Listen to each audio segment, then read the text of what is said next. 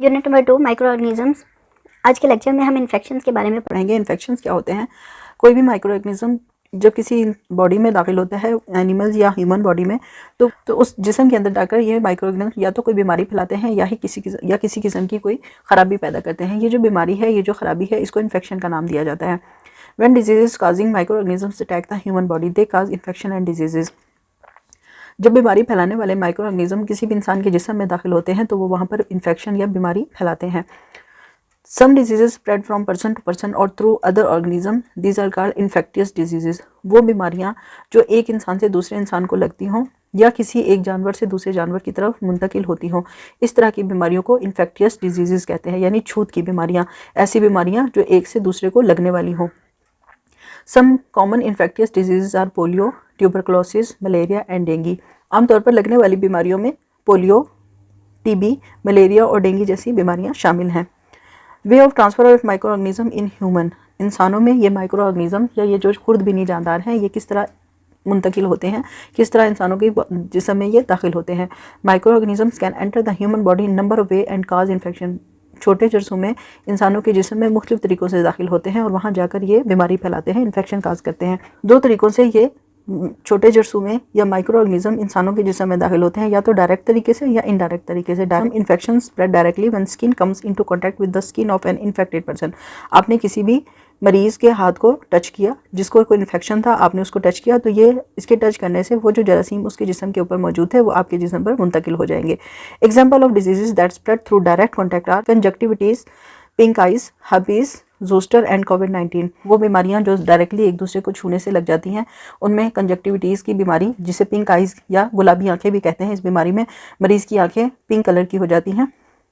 इसके अलावा herpes zoster ऐसी बीमारी जिसमें जिल्द पिंक कलर की हो जाती है, लाल हो जाती है, रशेस पड़ जाते हैं स्किन के ऊपर। इसके अलावा कोविड-19 यानी कोरोना वायरस। इनडायरेक्ट कॉन्टैक्ट में आपने डायरेक्ट किसी ऐसे मरीज़ को नहीं छुआ जिसको कोई बीमारी थी, या आपने किसी ऐसी सतह को छू लिया है जिस पर उससे पहले किसी मरीज़ ने हाथ लगाया था और उसके हाथ लगाने की वजह से वहाँ पर जरासीम चले गए और आपने जब उस जगह को हाथ लगाया तो वो जरासीम आपकी स्किन पर आ गए।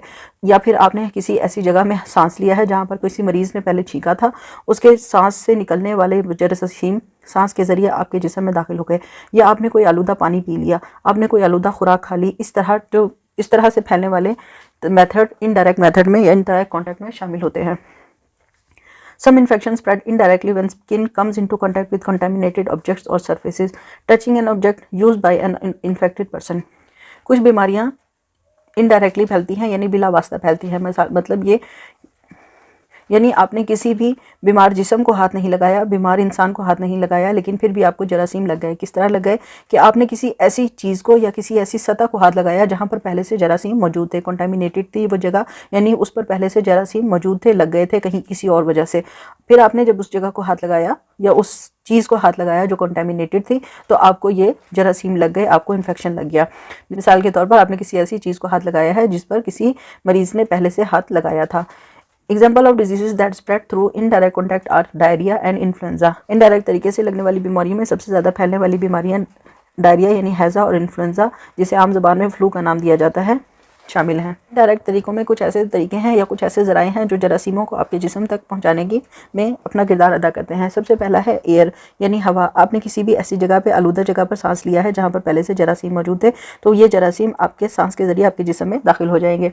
Some infectious spread when an infected person coughs, spites and sneeze and let out small particles containing infectious agents called germs into the air. कुछ बीमारियां या कुछ इन्फेक्शन आप हवा के ज़रिए फैलते हैं, इस तरह के जब कोई बीमार इंसान खांसता है या छींकता है या अपने मुंह से थूक निकालता है, तो वो छोटे छोटे ऐसे ज़रात जो कि बीमारी फैलाने वाले होते हैं, यानी कि जरासीम, उनको हवा में डाल देता है। Anyone who breathe in these particles may get infected.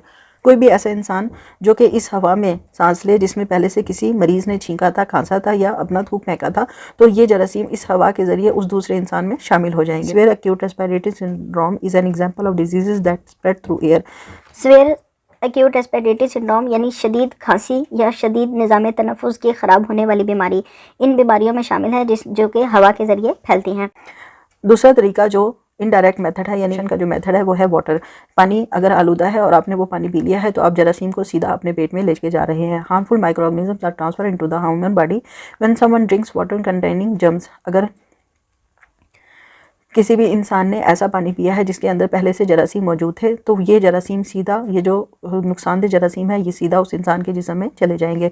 Hepatitis is an example of a disease that spread through water. Hepatitis यरकान एक ऐसी ही बीमारी है जो पानी के ज़रिए फैलती है। कंटामिनेटेड फूड यानी आलूदा खुराक खाने से आपके अंदर जरासीम चले जाना एक आम कॉमन तरीका है। Eating food contaminated with disease causing micro organism can make you sick. आपने कोई भी ऐसी खुराक खाई है जो कि आलूदा थी ऐसे जरासीम के ज़रिए जो बीमारी फैलाने वाले थे, तो आप इसे खाने के बाद बीमार हो सकते हैं। Pinworm infection is an example of disease that spread through contaminated food. Pinworm का इन्फेक्शन भी इसी तरह की एक बीमारियों में शामिल है जो कि आलूदा खुराक खाने की वजह से होती है। पिनवर्म इन्फेक्शन में आंतों के निचले हिस्से में और पखाने की जगह पर बहुत ज़्यादा खारिश होती है और इन्फेक्शन हो जाता है और जगह सूज जाती है। थ्रू एनिमल एंड इंसेक्ट, मुख्तलिफ किस्म के जानवर और हशरात आपके अंदर जरासीमों को पहुंचाने की बहुत बड़ी जरिया है, जैसे कि मच्छर और मक्खी। Insects like mosquito injects harmful microorganisms into body of a person while sucking blood. बहुत सारे छोटे इंसेक्ट्स या हशरात जैसे कि मच्छर जब आपका खून चूसते हैं तो उस वक्त बहुत से नुकसानदेह माइक्रोऑर्गेनिजम्स को, नुकसानदेह छोटे जानदारों को आपके जिस्म के अंदर दाखिल कर देते हैं। For example, dengue virus enters into human when an infected female mosquito bytes a person and cause infection. मिसाल के तौर पर डेंगू वायरस उस वक्त आपके जिस्म में दाखिल होता है जब एक मादा मच्छर आपको काटता है जिसके अंदर पहले से इन्फेक्शन मौजूद होता है, जिसके अंदर पहले से डेंगू का वायरस मौजूद होता है। In a similar way micro organisms can also transfer from animals to human. बिल्कुल इसी तरह जिस तरह इंसेक्ट्स आपके जिस्म में मुख्तलिफ बीमारियां फैला देते हैं, मुख्तलिफ जरासीम को आपके जिस्म में दाखिल कर देते हैं, बिल्कुल इसी तरह बहुत सारे ऐसे जानवर भी हैं जो आपके जिस्म में बीमारियों के जरासीमों को दाखिल कर देते हैं। मिसाल के तौर पर Congo virus transfer to humans through a infected animal. Congo virus की बीमारी आपके जिस्म में उस वक्त दाखिल होती है जब आपने किसी इन्फेक्टेड जानवर को खा लिया हो, यानी ऐसे जानवर को खाया हो जिसके अंदर ये वायरस मौजूद था।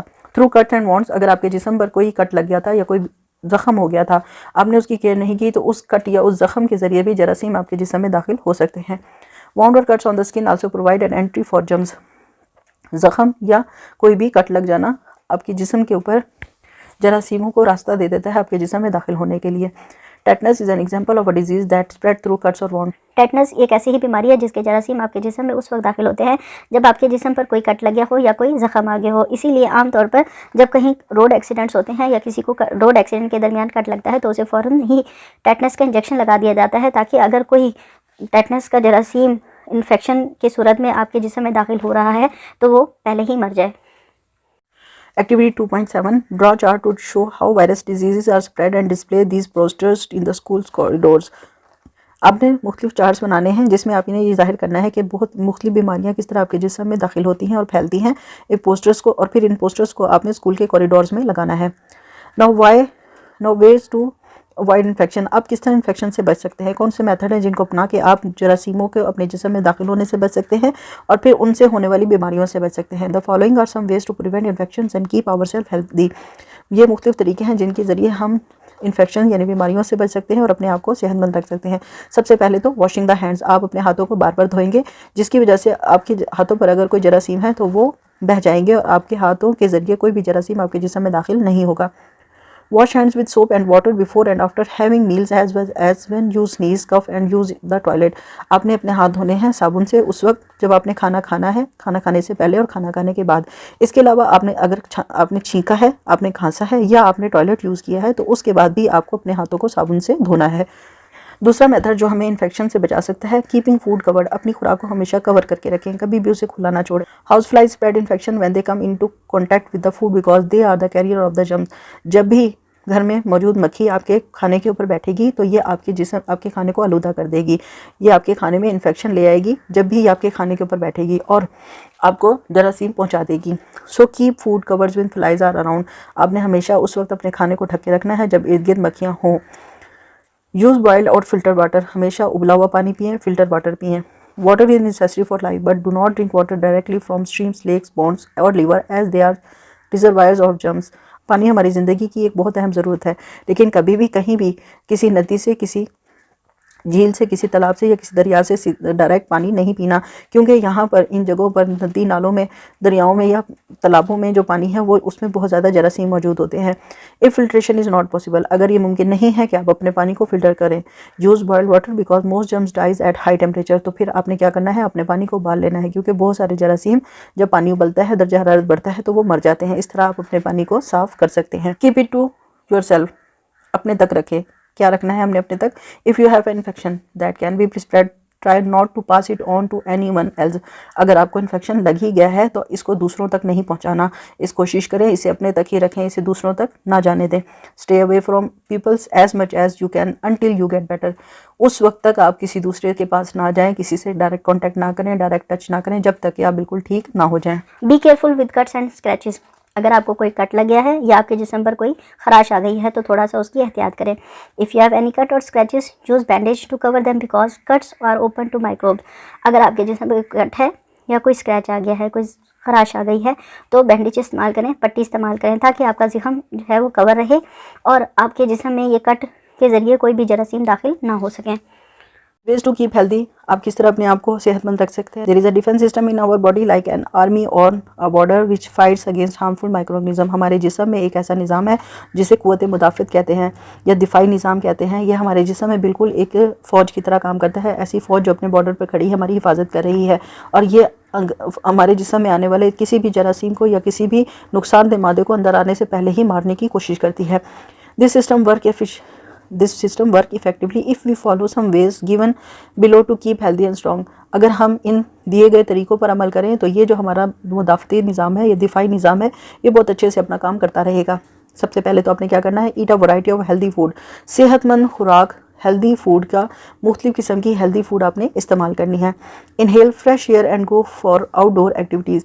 ताज़ा हवा में सांस लें, ज़्यादा से ज़्यादा ताज़ा हवा में सांस लें और घर से बाहर भी निकलकर कुछ एक्टिविटीज़ करें। खेल कूद की एक्टिविटीज़ घर से निकलकर करना ज़रूरी है।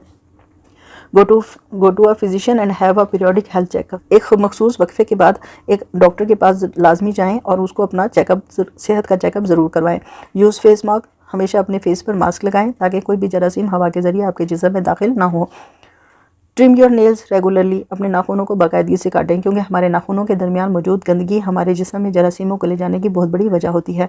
वॉश हैंड्स बिफोर मील, खाना खाने से पहले हमेशा हाथ धोएं। अवॉइड जंक फूड, बाजार के जंक फूड्स को, पिज़्ज़ा बर्गर्स वगैरह से अवॉइड करें। 2.8 गिव रीजंस वाई, आपने बताना है क्यों। 2 glass of milk should be drunk daily, आपको हमेशा 2 गिलास दूध लाजमी पीना है रोज़ाना। क्यों पीना है? क्योंकि it makes the bones strong, ये हमारी बोन्स को स्ट्रॉन्ग करता है। Milk make the body strong with nutrients, दूध के अंदर बहुत सारे ग़िज़ाई अज्जा मौजूद होते हैं, न्यूट्रिएंट्स मौजूद होते हैं जिनकी हमारे जिस्म को बहुत ज़्यादा ज़रूरत है। तो ये दूध हमारी इन ग़िज़ाई ज़रूरतों को पूरा करता है और हमारे जिस्म को स्ट्रॉन्ग करता है, हमारे बॉडी डिफेंस सिस्टम को स्ट्रॉन्ग करता है। Eating too many sweets should be avoided, बहुत ज़्यादा मीठी चीज़ें आपने नहीं खानी। क्यों नहीं खानी? फर्स्ट ऑफ ऑल तो बहुत ज़्यादा मीठा खाने से डायबिटीज़ होने का ख़तरा होता है, वेट गेन होने का ख़तरा होता है, वज़न बहुत ज़्यादा बढ़ जाता है। उसके अलावा आपको जब वेट बढ़ता है तो फिर लीवर पे फैट आ जाती है और फैटी लीवर होने का ख़तरा हो जाता है। Activity 2.9, take any food item containing some moisture and keep it in the cabinet. कोई भी ऐसी खुराक लेनी है जिसमें नमी हो और आपने उसको अलमारी में रख देना है। Then observe it after a few days, और कुछ दिनों बाद आपने फिर इसको देखना है कि इसके साथ क्या हुआ। फंगस विल स्टार्ट फॉर्म, आप देखेंगे इसके ऊपर फंगस लगना शुरू हो जाएगी। डिस्कस विद योर टीचर और classmate possible a way to store food to keep it safe and fresh for a long time. आपने अपने टीचर के साथ और क्लास फेलोज़ के साथ बैठ के डिस्कशन करनी है और वो मेथड्स सर्च करने हैं जिसके ज़रिए आप खुराक को महफूज कर सकते हैं बहुत ज़्यादा अरसे तक और इसको फ्रेश भी रख सकते हैं। तमाम चैप्टर्स की कंप्लीट सॉल्व्ड एक्टिविटीज़ और एक्सरसाइजेस के लिए वेबसाइट www.abdirinfo.com पर विज़िट करें। किसी भी क्लास के साइंस या बायोलॉजी के लेक्चर्स हासिल करने के लिए चैनल को सब्सक्राइब करें और कमेंट बॉक्स में डिमांड लिखकर मैसेज करें।